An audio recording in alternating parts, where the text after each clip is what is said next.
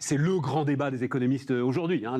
Là, vous me parlez d'une régression de 4% du PIB par an. Je vous dis c'est insupportable. Et je vous dis, on en aura d'autres. Oui, mais alors je vais... Tout à fait. Bon. Tout à fait. Je vous suis tellement que ça veut dire que... Mon propos, c'est pas de dire... Ça veut dire que c'est insupportable. Ça veut dire que les dégâts provoqués par cette baisse de 4% du PIB chaque année vont être bien pires et beaucoup plus immédiats en termes de révolte, en termes de tout ce qu'on peut imaginer, que le réchauffement climatique. L'un ne va pas sans l'autre. Un Français, chaque année, détruit 10 fois plus qu'il ne crée, qu'il ne crée de valeur avec son PIB par personne. Très bon chiffre. Non, mais allons-y. Il faut qu'on... Les transports, vous oubliez. Voilà. Jean-Marc, je prends tout ce que vous venez de me dire, qui est absolument passionnant. Voilà. Et je vais, j'en sais rien, moi, trier mes déchets. Mais c'est ridicule, en fait. Alors, si je force les gens à changer, donc justement... Mais Jean-Marc, c'est pas possible. Bien sûr que si, c'est possible. Parce que c'est quoi l'alternative de révolte, en termes de tout ce qu'on peut imaginer. Le shale oil est une machine à perdre du cash, que les producteurs de shale oil aux États-Unis sont en cash flow négatif depuis le début de l'industrie. Ne regardez pas comme ça, c'est dans les documents qui sont publiés. Non, mais si vous le dites, oui, si vous le dites, je vous crois. Allez regarder les sociétés d'intelligence économique. Pardon, mais on s'en fout.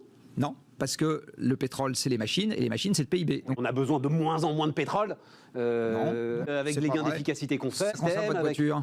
Pas beaucoup, c'est sûr. Combien? J'en sais rien, en fait. C1, combien elle consomme, la petite C1, là Bon, 5 litres au 100. Bon, moi, j'ai appris à conduire dans une 2 chevaux. Vous savez combien elle consommait? 5 litres au 100. 5 litres au 100. C'est ça, elle était très légère.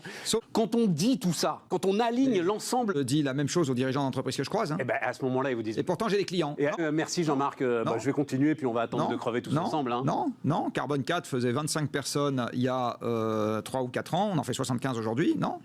Il se trouve qu'en ce moment, vous avez de plus en plus de jeunes qui disent « Écoutez les vieux, ça commence à bien faire, on a l'impression que notre avenir, vous en foutez complètement. » Donc, figure emblématique de ce mouvement est Greta Thunberg, qui est pour moi une adolescente qui écrit son angoisse.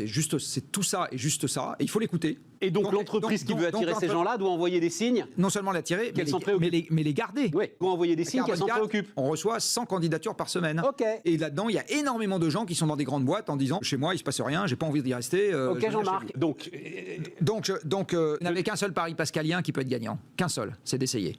Parce que si personne n'essaye, vous êtes sûr que c'est Covid+ qui régulera le système. Parce que le système sera régulé par... Il y a une petite règle de 3 qui s'appelle l'équation de Kaya, que je vous invite à regarder. Bon, Macron, il n'a pas passé 5 heures à se documenter sérieusement sur la physique sous-jacente du sujet. Si au moins ils étaient cyniques, mais c'est même pas le cas, ils sont juste ignorants. Si au moins ils étaient cyniques, ça serait déjà le début d'une solution. On est au bout, Jean-Marc. Donc il a reçu Greta Thunberg, très bien, mais il n'a pas passé 5 heures à regarder la physique sous-jacente.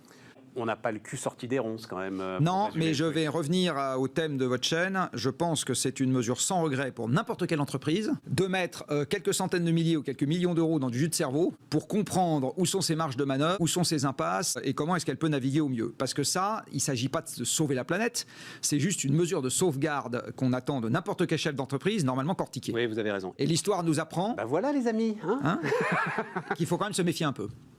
Merci Jean-Marc. Voilà, c'est histoire de se mettre en joie pour le week-end, les amis. Jean-Marc Jancovici était notre invité sur Bismart.